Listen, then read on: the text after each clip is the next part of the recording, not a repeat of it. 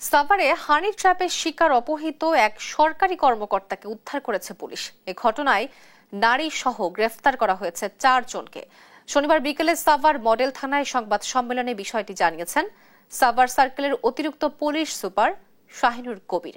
Police জানায়, বাগেরহাটের চিতলমারীতে কর্মরত পরিবার পরিকল্পনা পরিদর্শক মেহেদী হাসানকে হানি ট্র্যাপে ফেলে আনা হয় সাভার ভিডিও কলোনিতে।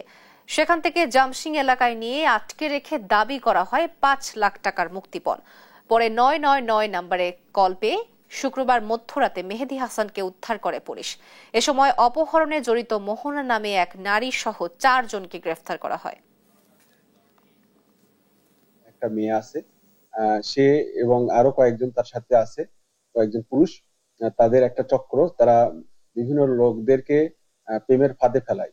ফাঁদে ফেলে তাদেরকে ডেকে নিয়ে এসে তারপরে তারা তাদের কাছ থেকে মুক্তিপণ দাবি করে এবং তাদেরকে ফাঁদে ফেলে।